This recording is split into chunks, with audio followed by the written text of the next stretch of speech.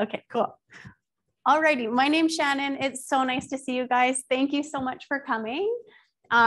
When the pandemic started, we had this big family plan, how we were like going to go out and have this agritourism summer, and then everything went into lockdown. And so I started writing a column called Morning Coffee and Agritourism.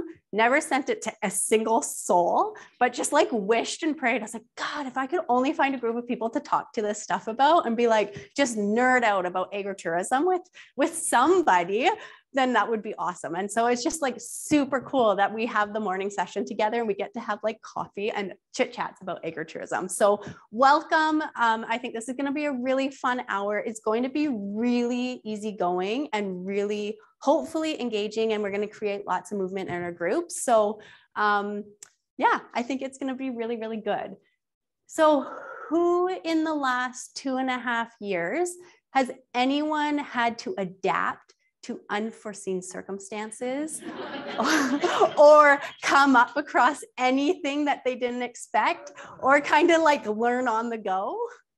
Yeah, right? Like it's been a really interesting 2.5, 3 years, especially for our farmers. And I'm going to just say it right now. You guys the farmers have absolutely hit it out of the park. And to see the innovation and to see how folks have adapted has just been really, really amazing. So kudos to all of you, and kudos to all of you who work with farmers. Super exciting to have you here today with our session. This slide is a story about Lydia. And Lydia is a flower farmer at Hazel Bloom Flower Farm, where I live in Vancouver Island, Canada, in a little town called Comox. And what happened was Lydia had a whole bunch of flowers organized and planned for wedding season. And so the day after, our provincial doctor came out with the new regulations saying there's going to be no more weddings and no more events for the foreseeable future. Next morning, about 5:30 in the morning, she gets online, she posts on Facebook and says, I don't know if anyone has money for flowers, and I don't know if it's the right time to even be selling flowers, but I have 200 varieties that need homes. And so as a last resort, I've created the Mother's Day gift that just keeps on giving, and I'm going to try a flower subscription service where I can send out vases of flowers once a month or twice a month for folks who can afford to kind of support our farm through this time. And so I was up with the baby at 5:30 in the morning, texted her right away. Oh my gosh, have you sold out yet? This is genius. And she was like, I don't know, like, I don't think I'm going to sell out. It's 5:30 in the morning. Why are you awake? Like, are you a farmer? Like, nope, I just have a baby. And I tell her again, okay, you're going to sell out. Like, make sure you take my card. And she said, if I could sell 2 or 3 of these, at least it would be somewhere for my flowers to go home and to be loved. By noon of that same day, she had sold out, and she had a full wait list of people waiting for that subscription service. And it's a really good example of what can happen when you have an engaged, her post was on Facebook. And so it's a really good example of what can happen if you have an engaged customer base on a social media site like Facebook or Instagram in times of innovation or needing to adapt or have unforeseen things come up. You can really kind of use that momentum and use those folks to kind of increase the demand for your services and your products and your experiences that you're selling on your farms. So our session today is really all about creating that engaged customer base. And we're talking about how to do that with social media, but we're also talking about how to do that based on the design of your agritourism experience that you have going on at your farms, whether that's you're going to markets or whether that's you're selling right from your farm, whatever that may be. We're talking all about how design is key and how that relates to your social media. Who here are our farmers in the room? Oh, wow, that's so exciting. There's so many of you. Welcome. Cool. And how many of you are currently on social media or have your own website? Cool. Awesome. Great. So there's going to be a lot of knowledge in this room. So we're going to tap into your brains and your experiences, everything that you've learned over the last few years and beyond, because I know some of you have been on for a long time. So this is super exciting. So it's really great to stand up here and be like, engage your people online, make these awesome communities. But there's lots of challenges, right? Especially when you're a full-time farmer. It can be really, really overwhelming if you don't have a method to the madness. It can also be really chaotic. If you are a full-time farmer and your job is farming, and maybe you have a farm, or you have a job on top of that that's off farm, and you have a family, and you have grandkids, and you have all these other things. Again, it can be a really chaotic, time-consuming experience that sometimes you just want to throw up your hands and be like, I just can't do this. There's Instagram and Facebook, and now there's this TikTok, and there's a website, and there's all these people on TripAdvisor saying, I'm doing things great, or I'm not doing things great. And it can get really suffocating really fast. But and nothing's worse when you do all that work and then nobody responds to whatever it is you put out, right? Like, it's so frustrating. So, but there's this really great opportunity. And so for the last little bit, we've seen kind of a shift, especially with everything we've learned with the pandemic. It's really changed how people interact with online. It's really changed people's level of trust of doing things online, which is super exciting, because if we got to a place where social media is step by step, it's streamlined, it would give you the confidence to kind of put out whatever it is you need to put out and be really proud of doing so, right? And so, yeah, so there's this really great opportunity. Who here has ever been to a market? They've taken their product to market or is currently a market farmer? Cool. So please tell me that it's also very terrifying. It was terrifying for you as well when you went to your first one, right? Can you remember when you went to your first market and it kind of felt like Judgment Day and it was like, holy Yankee Doodle Dandy, I put all this work into whatever it is that I have, and now I'm just putting it out for market, and it's really kind of intimidating experience. My family is the Bent's farm and we are lamb farmers. I am not a farmer. I am one of the kids that moved off the farm. However, all three of us were helping mom and dad to get to the first market. When we took over our farm succession, we had 0 customers, but all this lamb. And so one of the things we tried was going to market, but it was a really terrifying experience.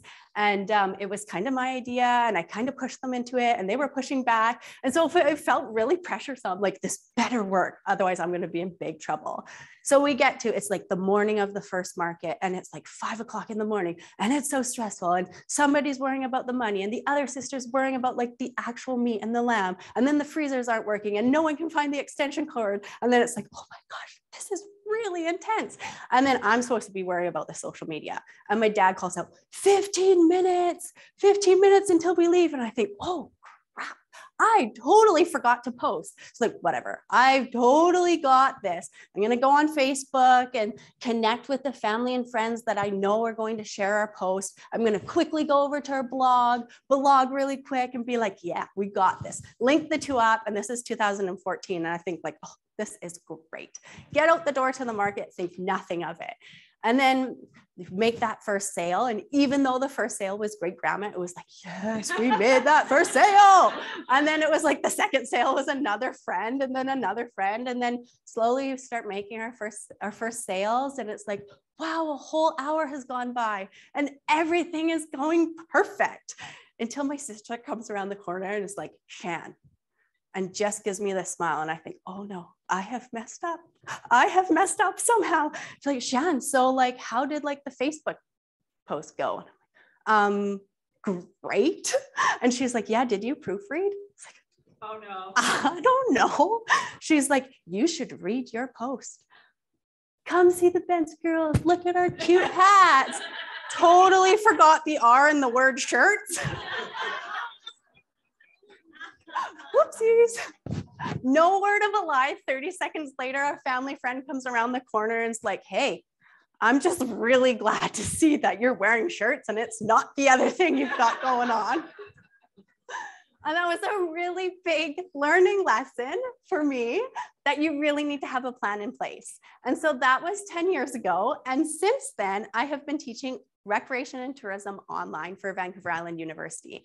What I have found, reflecting on both experiences, is that now, especially not that we're post-pandemic, but we're kind of where we are now. We've really learned a lot in online teaching. And it's kind of, when online teaching started back in 2014, when I started, there was no information about how to help engage people online. So everything was in that online business world and influencer marketing. But now we've kind of pivoted where there's a lot that folks who are using social media can learn from teaching, especially when it comes to engagement strategies. Those engagement strategies are often a little bit easier and less time consuming than saying posting 4 TikTok videos a day or posting Instagram every single day at a particular time and then linking it to Facebook. And that's what our session is really about today. It's learning about kind of both worlds and the kind of the branches between them. And I think it's going to be really, really fun. So I know you can't really see it there, but who can you guys call out, what are some of your hesitations? Even if you're currently using social media and you're online, yeah, go ahead, just yell it out. Just really linking them all together. Yeah. Perfect. Yeah. Yeah. Awesome. Thank you. So the question was linking all of the medias together and really making that pathway effective. So you're not just running around with no method to the madness. Correct? Yeah. Okay. Awesome. Yeah. Go ahead. Allow the transition to video. Yeah. Video takes even more time. Yes. Yeah, for sure. Yes. Thank you. And so that question was on video and how much time it takes to do videos. Awesome. Yeah. Go ahead. I was going to say, although I'm uncomfortable with Facebook, I personally don't use Instagram or TikTok. And understanding, are they different people, the same people? Yeah, and awesome. How to leverage that. Perfect. Amazing. So how to leverage the different medias, especially the new ones like TikTok and Instagram opposed to Facebook. Yep. Go ahead. I'm just going to say time period. Yeah. I've got beds to weed. I've got things to mow. Definitely. Paperwork to do, regular everything else, and that feels like the bottom of the list, and I forget. Mm-hmm. Yeah, no, fair, totally, awesome. Okay, so I think, oh yeah, go ahead. How to communicate with my target audience. Good one. Educate without like going off on a really technical animal science tangent. Beautiful, and that's kind of one of our group activities. So yeah, go ahead. Another one for me is I have quite a big following on Instagram. Yeah. But it's all other farmers. Yeah. Not necessarily your target market. Which is fine, but doesn't help itself. Beautiful. Okay, awesome. So that question was finding the right people to get on your channels. So you're like actually talking to the people who are going to buy your products. Amazing. Okay, yeah, go ahead. We'll take 2 more and then we'll move on. Yep. Keeping my branding while still showing all the different things that are happening. Good one. Yes. Oh, you guys are awesome. Cool. Okay, there's one more in the back. Just keeping it authentic as well. Yeah. When guests are leaving my farm, I know I should be saying, like, don't forget to follow us on. Yeah. And I just can't. I don't embrace that. Yeah, fair. I should be, or somehow. Amazing. Okay, so that question was following up after your guests were there. If I'm paraphrasing wrong, please correct me.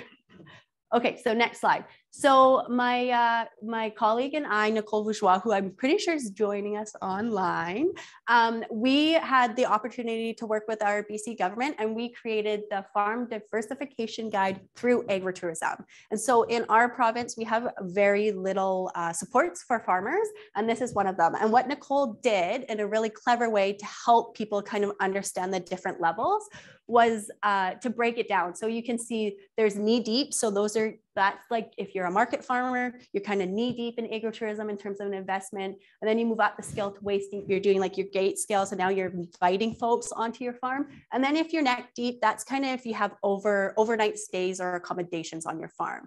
I wanted to put that in there because when we're talking about social media, we need to recognize that there's different levels, right? So the toe deep guy over here, he's kind of like the beginner. I don't know if very many of you will be in that category. That's like you're not engaged in social media at all, and you're kind of not really thinking about it. And then as you get over to this expert level, you're more engaged with the different technologies. The really important thing about this graphic is to recognize that you need to recognize where you are currently and where you want to go. The goal shouldn't be for everybody to get to that immersion master level, because not everybody needs to get there. When we're talking about time, when we're talking about return on investment and finding our groups of people, you don't need social media if your customers are already engaged with buying your products, right? We really want to make sure that we're not chasing vanity metrics. So that's our likes, our follower numbers. We're chasing the people who are going to give us money for our products and our experiences. That's what we're after. Does anyone, ooh, am I pressing the wrong button? Is that what's happening?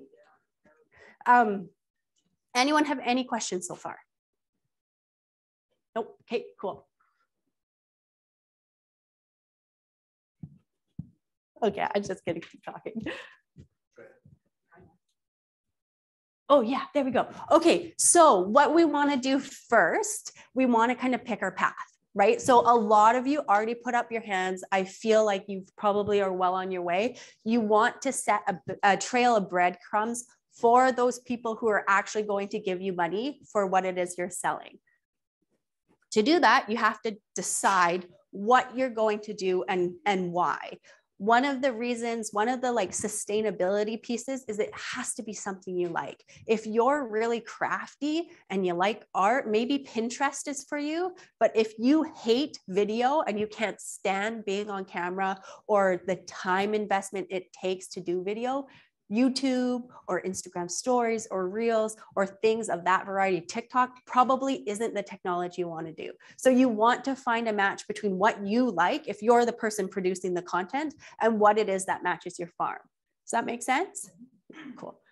Okay, so really you're building like your yellow brick road. And again, you're making a trail of breadcrumbs based on where you are to where you want to go. And this is the linking piece, how you want to start linking the technologies together. So I imagine, how many people are on more than one social media? And that includes like a website or email. Yeah, amazing. Okay, so it's really effective if you start linking those. One, because you can not easily, but you can use content again and again for those different medias, and you can be strategic about that, which can save time. It's also a really good way to get different folks, right? Not everyone's on Facebook, not everyone's on Instagram, and not everyone's on things like TikTok. The one kind of warning I would want to put out now is really make sure that you're comfortable with what those privacy rules are and what those policies among those privacy settings are. You might not be comfortable with it once you start reading in on it, and that is for you to make. So just know that there's a whole bunch of reading and due diligence you want to do there. So going back again, what we're after is we're after that engaged customer. We want those people who are going to spend the money or who are interested in the experience that we're offering.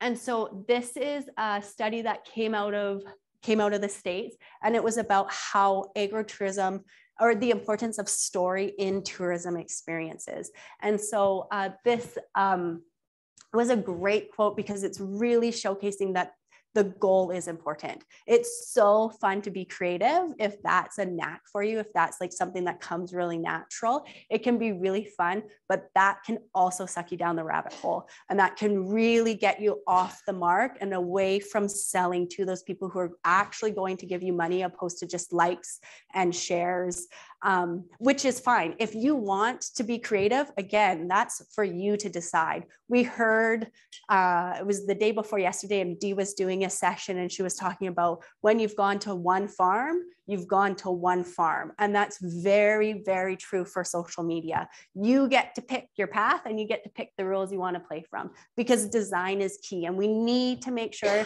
that your social media is matching what's actually happening on your farm, because that's where that engaged communication is really going to be effective. If your design isn't modeled in your social media, you're going to start getting miscommunication. And that's sometimes where those like bad reviews come from, or those upset visitors when they get to our farms and they're like a little bit put off. That's kind of it's usually works out to miscommunication. So there's this 3M approach. That's a really good way to engage your folks in an online setting. And it's super stellar. So I'm super excited to share it with you guys. So this is what I use in teaching. When I started teaching, it was very, very, very normal to have 30 people in your class and to lose half of them by the end of the semester. It was so bad that I thought when I first got the job, I was like, well, I'm gonna get fired because I just lost half of my class. But that was really, really normal at the time. And so I have dove really deep into that influencer marketing world, into the online business world to learn some things. But this model, which is the number one thing that I have found that keeps students engaged, is actually from a gentleman called Jim Quick and his book on Limitless. Has anyone heard of that book or read it? Yeah, one person in the back. If you need a new read, it's about learning, and it's about our brains and how our brains work and how our brains engage in learning. And it's fascinating. So what Jim does, I've taken a big portion out of his model. So this really is a scaled down version, but what is really helpful is the mindset, the method, and the motivations. And if you put those 3 M's together, you get that real sweet spot of engagement in the middle there. And it has worked again and again and again. And it's really interesting because if you think of students, they pay good money to be in your class. They have to do your class because it's a requirement for a degree or a diploma. And they've already they're in the class. They've already put the time investment in it, but that doesn't mean that they're like a sure thing to be engaged throughout the semester. It's very easy to lose students, just like it's very easy to lose our consumers online because it's so congested, right? So what I want to show you next, let's see if this works. Okay, so mindset is really how it says possibility there because that comes out of the model, but I want you to think about it. It's how we're priming our visitors' minds so when they get to us, they know exactly what to expect. Methods are your process. That's going to be the social media or the online tools that you use. And within your content, it's the strategies that you're using within your content. And then motivations are hitting that desirable piece, why they're coming to your farm, and really tapping into those. And so these are just some 3 questions that if you want to go back later, you can ask yourself to really kind of digest the model. Mindset, is this possible for me with what it is I want to do? What tools am I going to use as the person who's planning this? And what's going to keep me as the person creating the content interested? So first one, mindset. So again, the visitors' preconceived notions of what your farm experience is. It's all about communication. These are our 3 goats. They're going to be helping us throughout our presentation. And I thought it would be really fun if we named them because they're going to be in our presentation a lot. So feel free if anyone wants to name them. Let me see. I can't remember what that word is. Story matches. Yeah. Okay. So your story that you tell online needs to match your experience. So this is going to blow your mind. This is like the best thing ever. It is so helpful. Okay. So as the planner, as the farmer, this comes out of that agritourism guide that I showed you earlier. As the planner, if you plan your experience, you typically move through that experience by planning, by marketing, you deliver whatever it is you plan, and then you kind of like evaluate. You try and like figure out like, did this go well? Did this not go well? What do I need to change? And then typically you go back into planning. But what is so mind-blowing about this is the visitor experience. And we have to remember, and folks in tourism will really understand this, a visitor moves through the experience differently than the way we typically plan the experience. So when we think about customers that are coming to our experiences, maybe they're like a little bit like, I didn't really expect all this dirt or all this mud or whatever it is. It's because it's not that you haven't communicated well. It's just as a visitor, we move through things differently. And if we tap into that bottom process with our social media communication, with our communication online, then that's what's really going to help you. Anyone have any questions there? Yeah, go ahead. Oh my gosh, yes, of course. You know what? I wonder if I stand over here, if that's better. How's that? Is that better? Yeah, cool. Okay. Okay, so this is Shamrock Farms, another farm in our hometown. They are a working farm, and one of the things they sell are flowers. They had a few complaints about their flowers being too like authentic to the farm, I guess is how you would say it. And people would be like, well, there's weeds in my bouquet.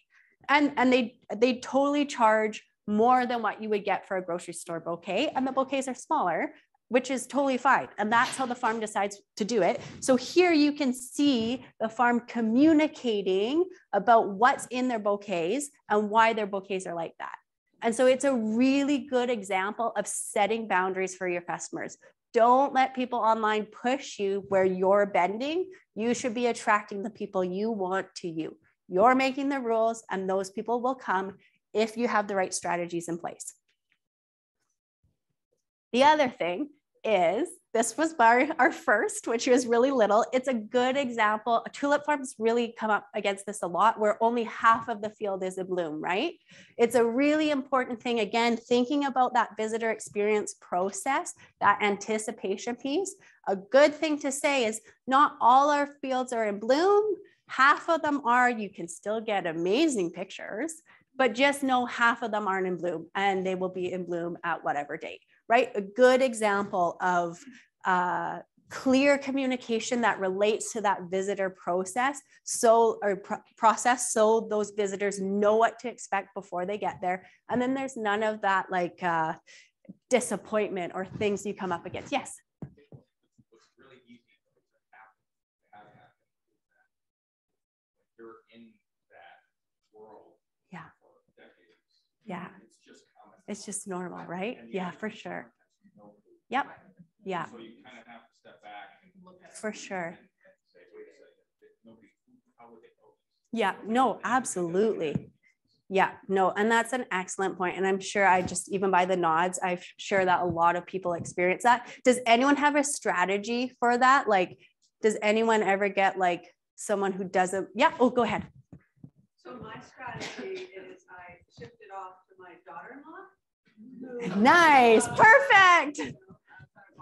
Yeah. And she can translate it to people. Amazing. Because my husband and my son and I, for us, things like that are like, well, yeah. Yeah. And she can, so she does our social media. And amazing. And she will actually come to my table and translate.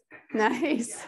For our guests at times. That's beautiful. Really, when there's obvious a real discrepancy between what their expectations are. Yeah. And so she can help translate that. Perfect. So, so just find somebody in the family. That's right. Those young farmers, right? The farmers you want to keep. It can be a really good job. Yeah.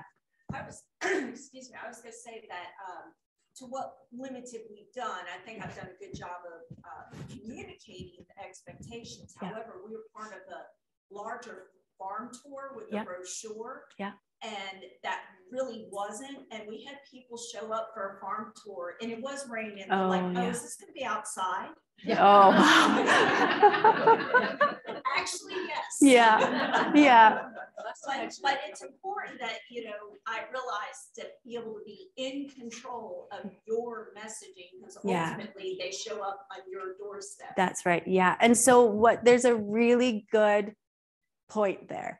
If you are, sometimes it's like, what do I make for content? This is way later in the presentation, but that was just such an excellent point. What can I generate for content?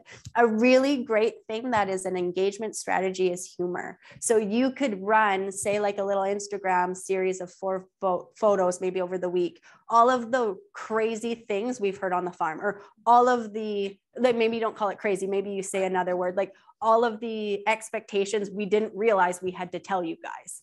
And then it's like, you're making a joke and you're making it humorous, but you're still getting that education here. Like, yeah, bring boots, you're on a farm. So yeah, go ahead. With the whole boot thing, I have a boot porch. Nice. There's like 40 pairs of boots. And we started that like 20 years ago when the UK went through their horrific biosecurity. So it started 20 years ago with biosecurity. But now it's we have so many guests who fly in from, across the country around the world. So the booths are absolutely vital. Yeah, so amazing. All different sizes, and they're there. Amazing. Yeah, it would be great. Yes, go ahead. We have a graphic that ties to her booth comment. Oh, cool. We do farm to table dinner, farm to farm dinners. And so we have a shoe thing, and the most simple, you're going to be on paths or very groomed gardens. Yeah. You can wear open-toed sandals, and there's a picture of really cute sandals. And then the next level up is you're going to be looking at animals, and you might be getting into a little bit of trouble. So if you're wearing more like a hiking boot. Yeah. And then we have something more like muck boots. Yeah. Or hip waders. Nice. So they're going to be helping out. Amazing. To harvest the food and then bring it to the table. Cool. So they have kind of a boot counter shoe wear idea about what to expect when they get to the farm. And an awesome way to turn your communication visually, right? Yeah. Like that's such a good example of good communication online. So thank you. Thank you for sharing. I think there was one more question back there and then we'll move on because we only have 30 minutes left. Was there one more? No, we're good. Okay, let's keep going. Okay, so just another example of the flower farm is massively out of the way. It's not in a convenient location. People really come to her because she's amazing, but it's very kind of her to be like, hey guys, I'm sold out. Don't bother making the drive. It's also another post on boundaries. It's too hot and I just don't want to put more out, right? Make the rules that work for you because that's how you'll sustain yourself through engaging in social media. And then just remember that visitor process. So whenever you're communicating, you're hitting one of those. So it's really effective, right? It doesn't have to be all the time, but if you're kind of struggling for that engagement piece, or you find you're getting a lot of visitors on your farm that it just seems like, oh, we're just like not matching. It could be a solution to go back to that model. I really wanted to talk about bad reviews because, on Huva, there was some conversations about it. So I used the picture of manure because they suck, right? Like you throw your heart and soul into something and then people complain and it sucks. But like manure, it's not all crap. If you give it love and attention, there is often truth there, which can be like, oh, okay, I guess that's truthful, but it can be gold. Your bad reviews can be gold. And they can really teach you a lot about what folks maybe need help with, or like maybe you need to change or just kind of like build your expectations around. This was a really good, like, this is one study. So that's not everybody. In the study, it was 94 consumers. But then look at this. 56 consumers in that study said that they changed their mind if the person made a response back. Has anyone had experience with responding back to a bad review? Would like to share? Go ahead. We're in the area in the country. I keep the lawn short around Johnson's Wooded, and we had somebody from the city. We leave all sorts. I'm sorry. We leave all sorts of bug spray and stuff like that, from organic to deep serious kind. Yeah. And they complained that there was ticks. Yeah. And so that was in the review. So they gave us like a 3 out of 5. Yeah. Everything else was perfect except there was ticks. I'm like, so my response was, I'm sorry you didn't make use of the, we're sorry about the ticks. And I explained why we don't use tick granules because they had said to do that because we're an organic farm. We're not allowed to use that. It runs right down to my high tunnel. Yeah. And I explained in the response very nicely. I had to kind of back up and rewrite it a couple of times. Yeah, good. I had my daughter look at it, not my husband. He would have said, just so hit send. Yeah, perfect. But so we did that. And I also explained that, I'm sorry you didn't make use of the bug spray. If there's a different brand that you would like us to carry in the future, let me know. Yeah. So beautiful. That was as best as I could do on that, but still and that's great. Like 1,000 gold stars for you because it is so hard to be nice, right? When like it's something that's kind of out of your control. Perfect. Everything I was going to say, make your response fact-based. You have to take the emotion out of it. If you can't take the emotion out of it, you either wait for a period of time or you get somebody else to look over your review first or your response first. There's nothing worse on TripAdvisor or Google reviews to see a really crabby operator. right? That's not good. You don't want that on your page. And although you can take down your response, you just don't. I get reviewed in teaching all the time, and I get it. There's zingers and they suck. Does anyone have one more story you want to share on maybe like a teachable lesson with a bad review and managing that? Yes, I have a story and a question with the story. Yep. So I want to know, like, what about answering the bad reviews with humor, which is what I try to do. I don't know if it works or if it's like rude, but people who have read it, they told me they loved it. But I got a 3-star review once because it was too sunny. Yeah. Right. So I said, I apologize for not doing the dance rain in the morning. Yeah. So what do you think of the humor in the answering? Personally, I will give you my personal and my professional response because they're different. Personally, I think it's awesome when you can see the personality of the operator, right? We are so overwhelmed by online information that if someone doesn't feel real anymore, we actually don't connect. Whereas a response like that is like, oh man, that guy's awesome. He's so funny. But then you have to remember that there's cultural differences. Not everybody gets sarcasm. Not everybody shares the same type of humor. So I would say be cautious, but it's your operation and it's your farm and you get to do what you please, and you'll attract people who know how to deal with ticks, or like you attract those right people by putting your boundaries out there. Yes, last one and then we'll move on. And then it just, like you said, it gives you a tool to say, you know, we have, when you'll be coming, there may be ticks. Yeah. It might be sunny and hot and rainy. So please bring rain gear or hats. Yeah. Beautiful. Amazing. Oh, you guys are so good at this. Okay, so let the good shine out with, or let the good ones, your good reviews, hang on to those ones, right? Those are the ones that get you through the bad day on the farm. Those are the ones that get you through those experiences with the wrong kind of people who have come to your farm. Save them. They're really good pieces of content you can share on Instagram or on your website. We call them testimonials, and they're really good advertising. Ask before you share the person's name and their personal response. People typically always say yes, because if they love you and they want to help you grow and develop, right? This was a question, I think just due to time, we'll probably skip over it, but this was on Huva. Is anyone here where you're like, oh my God, if we miss this, we're gonna like be upset? Or are we okay to move on? Because I feel like we just talked about bad reviews and we kind of covered the opposite of this, which I think is okay.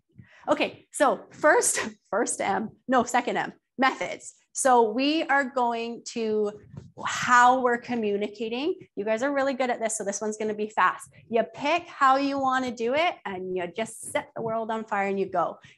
One of the things that the online folks are saying, you just kind of have to start messy and you just have to kind of go as you go and learn as you go. It can be a really ineffective use of time though. So be cautious, really make sure that what you pick relates to your experience and it relates to what it is you like, because that's how you'll sustain yourself moving forward. One thing we use in teaching all the time is passive content versus active content. And this is something that can really be helpful for you. So let's play a game. Okay, this game is called Create the Caption. Does anyone play this on their socials? Yeah, some not. Oh, yeah. Good. Yeah, perfect. Okay, so online folks, this is your job. If you have a photo that you would like to share with us that can be named the caption, please put it in the chat now, and then we can bring it up here and we can all play the game together. But to get us started, I wanted to show you this. So this is Dutch. This is a really amazing farm in the Sukamoose Valley where we live. And this is a very like, this is what I did today photo, right? Got an ice cream, I'm standing upstairs. You don't even need a caption to kind of explain what's going on there. So this would be an example of passive content.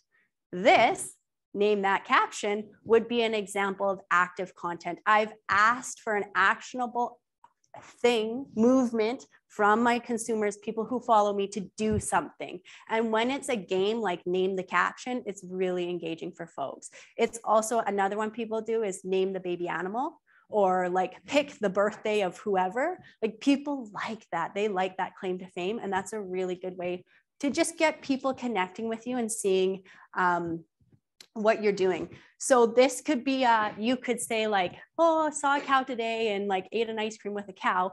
Or you could tell the story about like how when I was little, my favorite thing to do on the farm was to touch a cow's tongue. I have that warm tongue, that really sandpapery tongue, lick my hand. But this cow wanted nothing to do with my hand and he wanted everything to do with my ice cream. So like kind of like, it's so silly, but it mixes that normal kind of like very like, this is what I did and then this, right? You see how that gets mixed up? Has anyone put anything into the online chat? How do we do a picture in the online chat? Oh, if there should just be a camera picture in your text box. No. Do you want to just tell us? If you could just show us your photo. We'll play 2 rounds and then we'll move on.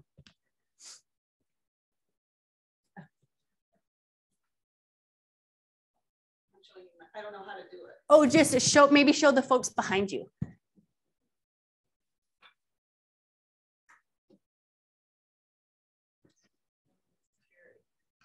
Yes, someone describe to us what it is. Ooh. One response we got back was, well, she must have small hands when I showed a picture of our cherries in her hands. Nice. You can see by the size of the quarter, it's twice the size of the quarter almost. Oh, that's amazing. Perfect, perfect example. That's what came to mind. And it's, yeah, right? Perfect. And it's a good example of a piece of content that you're selling cherries, I would imagine. Yes. So it's a perfect example of something that you're selling, right? It creates engagement around that product. And then people who like cherries are like, oh my God, we got to go there. Like, look at them, right? Like that totally happens. Anyone else? Do we want to play one more round? You guys are good to move on? Okay, cool. Okay. So yeah, we did that. Okay. So Turning Page Farm, are you here? Are you here? Yeah, you are. I thought so. Yay. So this is an epic photo. I'm so glad I found it on your website. And this would be a perfect one for Name That Caption. Do you want to give us any content or context? In the picture here. So I do, of course, everybody does love the goats. So we do the naming and we also do kind of play this game too with naming the beers too, to Perfect. let people. Yeah, oh, awesome. Thank you. Perfect. You're so welcome. That. Thank you for being awesome and being an example for us. Oh, there, yeah. And, oh, I wanted to show this because you did a really good job at this. Look at this, how clean this is, okay? So it's Joy, right? Yes. So look what Joy has done. It's an easy subscribe. It's not information overload. It's not in your face. It's just at the very bottom of their website. It's clean, it's nice, but then it's a sign up and then it's the 3 socials, right? And the envelope, if you don't know, is the email. So it's clean, it's nice. As a consumer who is bombarded with all kinds of everything, it's just easy. Make it easy, make it simple, and that's what really works for folks. And then I wanted to share this one. Is Tim here? No. Okay. This one of the dog is just like, it's awesome. I had to peep all your websites and see who had what going on. And we could have had a whole session just with your guys' websites because you guys are awesome. So dog driving. And Tim, can you see what it says down there? The caption? Sit down at the back of the bus, please. I'm watching you. Right? So clever and so good. In the mirror, right? Like it's different level of engagement when you do something clever like that, right? So if you have that kind of humor, if you have critters are awesome and they provide all kinds of funny stories. So those are ways you can be sharing. So be conscious of your time because socials can be a time suck. Be strategic with your relationships. I'm going to move on. This was on the Hoover chat. This is a really good example if you want to do trades, if you need someone, if you don't have any good photographs for your content. I know that was a little bit of a conversation. It's on Hoover. It's a great conversation. There's good solutions there. So I'm going to skip it so we can move on. Motivations, next one. So this is the desires around actually coming. Okay, so we want our folks to actually come to our farm. This is a model we use in teaching. It's called GHQ squared. kind of silly, really simple. Graphics, humor, quotes, questions. That's what it is. This is how I do all my classes. Graphics, humors, quotes, questions. See how the 4 of them, they're visual, they're also funny, right? And then there's quotes and their questions. So they're not all the same thing. You're mixing up the feeling of your content. A question is a different level of engagement than a quote. A graphic can be a different level of engagement than a question. Okay, so if you're one of those people who's like, I just don't know what to post today, I don't really have a method to my madness, it's easy, it's simple, it's 4 things to remember, and then you can create your content moving forward like that. I don't know if anyone is on TikTok. Oh my gosh, I know. And it is not super appropriate. She swears a lot. And I give you an apology for having to use this example, but it's just awesome. It is so funny. It's a perfect example of what type of engagement is working in the socials today. What is it? She has 4.9 million followers. If you go on her TikTok, if you're comfortable with doing TikTok, just watch as a teachable like lesson moment how she's engaging the communities that's there. So people are asking questions and that's how she's making her content. So if someone says something like, okay, do this, or can you show us this, and you do that, it makes people want to see what the next thing is, and then the next thing is, and then the next thing. And this really goes back to the humor question. Humor can really work well if you can do it consistently and if you find the right people. Right? It's a really good learning lesson. So I just wanted to put that there for an example. Okay, so sensory writing. So sensory writing is a really good way to engage folks in something that can kind of be like very passive. So just like a quote on what a story can be and why it should be visual. And I'll give you a second to read. If we use the 5 senses in the way we're communicating, it's a different level of communication than if we're not. It works really well. Like one of the things agrotourists want is to seek refuge in our farms, right? They can do that without being there if you set up your socials and your content in the right way. Right? So it's, again, you're priming them to already want to come. And then when they get there, they know exactly what they're signing up for. This was an activity, but we don't have time for it. So I'm just going to walk you through it quickly. It's just a sensory checklist, right?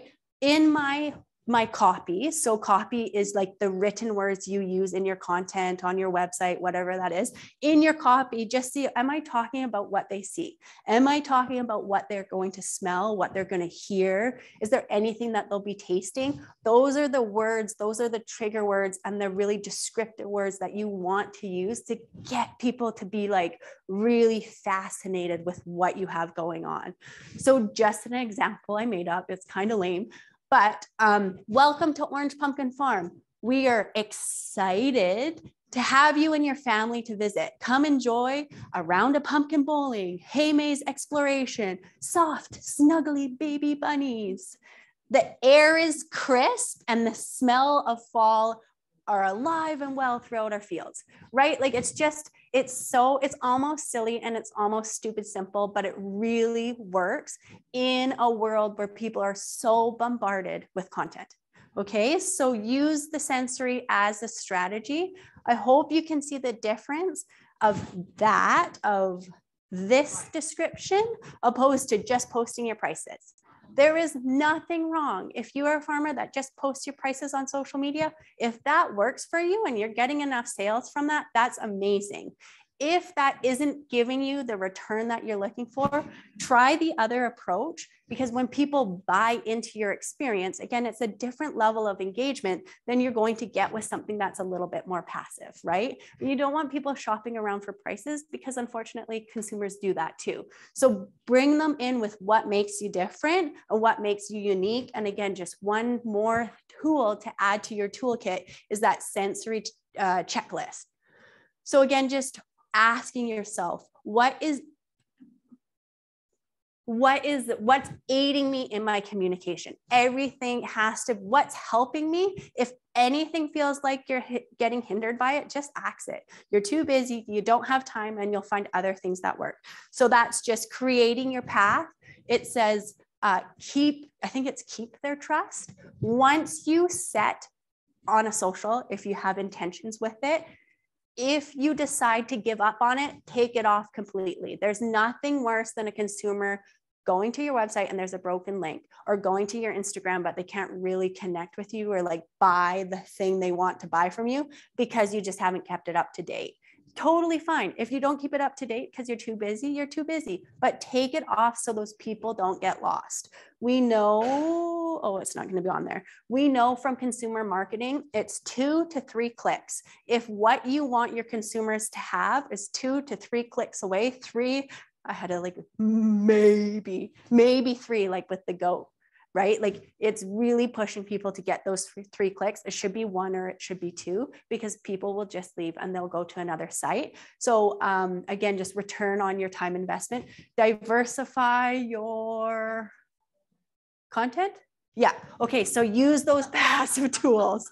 And really diversify. Don't just use questions. Don't just use games. Try and mix it up, because not everybody's going to like the same thing, right? And you don't want everybody to like the same thing. You want to have a diversified client group or customer group. This is Holly Hill Farmer. So this is an example. Okay, we have 8 minutes. This is an example of I'm still selling. Okay, it is okay to sell whatever it is and to post your price list. But notice how this is different when she paired it with that poster, right? She's made an event around something that, again, maybe like isn't super exciting to someone who sees this every single day, but to all those little kids and those school programs that come to this farm, you can bet that they're going to be there for that celebration, right? And again, just a different kind of photo that you don't always see, and it just changes your brain a little bit to keep that engagement. Yes, of course. Saw the hashtags. Got just a minute comment on hashtags. Sure. What do you want to know? Well, just kind of what should work, what people should look at. I'm not a massive Instagram user, so I'm going to preface it with that. Does anyone is there someone super savvy in here that can speak to that? Go ahead. Yeah. That's okay. Go ahead. We'll love to hear from you. You want like your 3 branded ones. That's right. Ones at like 10,000. Yeah. If you just get a little bit bigger, it's like a funnel of how popular. Perfect. Is there another? We use a funnel of like branded hashtags, and then a little bit more popular. I can't remember the exact threshold, but is that branded for your farm? Yeah, for your farm. So okay, there's always, every post has those. Great. And then as you get more, you find things that are semi-related and you work up that way. Perfect. So. And I'm going to just point that out. Great point. That's making the path, right? Every post, you're connecting that social to your hashtag. Someone searches that hashtag. They're not just getting 1 or 2 photos. They're getting a slew of what you've been posting. You've made that trail. Excellent points. Thank you. Yeah, hi, and another point about hashtags are really great on Instagram. I find them useless on Facebook. Yeah.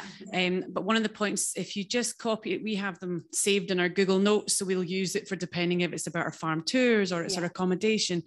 But you've got to be careful not to use the same ones all the time, because the algorithms pick it up and then they just see your post as a spam, so it won't bring it front. So always like have maybe 20 or 15 of the usual ones, and then add in a few other ones that are like sunshine or water or whatever is relevant to your post. Awesome. And that's definitely a thing, and to switch it up, not always use the same ones. And I believe there's like a limit, like you don't want to post so many. Yeah. Amazing. Thank you for your help. Okay. Pardon me? A lot of people think the optimal number is 11, although you can be 30. Perfect. And so another great point is everyone's probably going to tell you a little bit of a different thing. And that's another example. Do what works for your farm, and you hopefully will find good success there. Yes, one more question, then we're going to move on, if that's okay. I think we kind of answered what I was going to say. Oh, are you sure? Yeah. Okay, perfect. Is there one more? Yeah, go ahead. I work for a destination marketing organization. So we are doing the promotion. And so for hashtags, what I would highly recommend is to also see what maybe your county or your region is using and use the same ones. Beautiful. So that if other people are searching things within your area, there's unified promotional efforts. And so they, people will see more things to do in one location together. Beautiful. Thank you. Do you want to go in the back? I feel like you had a great point. Yeah, go ahead. Yeah. This kind of goes from hashtags to authenticity. The woman over here was asking about it earlier on. And my friend here, we both look at hashtags and like, ick, don't want to see them. I'm on Instagram all the time. And there's an app called Be Real that has maybe we should talk about, because for the younger generation, they're really sick of Facebook. They're really sick of Instagram. And if you want to get millennial and Gen Zs to your farm and start educating them about farming, Be Real is a really interesting app, and there's no hashtags, but it's just a click of what you're doing in that moment. And it's pretty authentic. Cool. And I really enjoy it. Oh, that's a new one for me. I haven't heard of Be Real. So that's awesome. Thanks for the point there. Okay, last one, and then we'll move on. This isn't related to hashtags or anything, but goes back to your very first point. Perfect. If you go back to that last picture that showed, I believe these are alpacas. Yes, they are. It says APACA. Second hashtag. My eye goes right to anything that is misspelled. And that's what I picked up on. I read it and I went down and looked at the hashtags. So always go back and proofread, or have somebody, even your spouse, someone proofread everything you put out there. I wonder if that's a coin name that they're using. It might be. And it's compelling. It could be, but I guess my point again is always check your spelling. And I'm going to build on that. We have 3 minutes. I'm going to say that not everyone makes mistakes. There's a point with socials and online engagement where you want to be human. You don't want to be that perfect person who doesn't seem real, who seems like they have it all together. You want to be relatable. But there's a line that you can cross, and you go a little bit too far with it if you're always making mistakes. Your links are always broken. People can't really read what you put out, and it just starts to set its own tone, and it represents you in a way that you might not want to be represented. So just check with that. Grammarly is an awesome online tool to use if you don't have a proofreader handy. It's a great one to use. The other thing is what I always say in online teaching. I wanted to bring a sign because this is so important. Text is no longer tone deaf.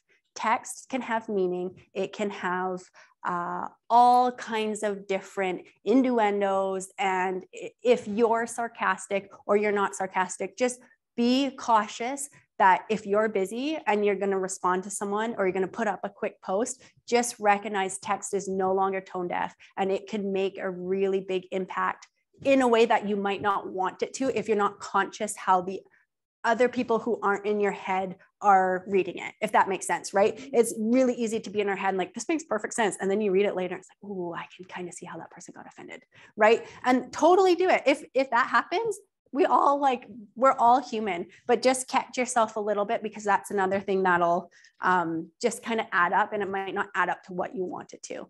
Okay, so these are just the little facts that I was going to add. If you're on the socials, there's lots of things you can Google in terms of like top 20 trends on Instagram. This is something that's trending right now. It's really good to notice if you're on there.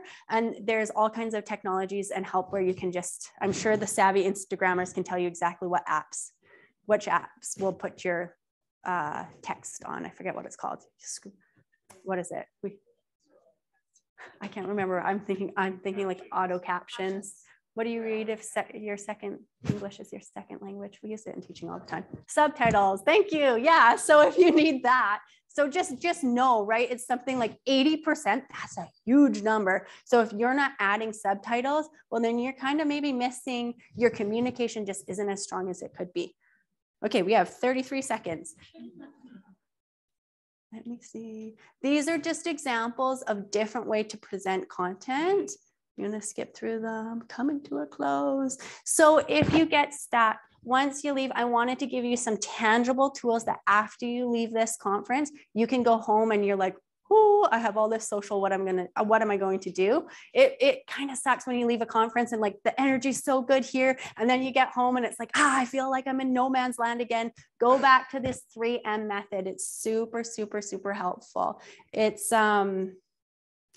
It's really important to get your mindset right. If you are intimidated by social, if you're intimidated by online marketing, even if you believe that the algorithms are out to haunt you, there's lots of research that says the way our mind is set will depict our success with whatever we're engaging in. This is the number one thing I teach my online students. Be open to the fun of it, and then you'll find your groove with it.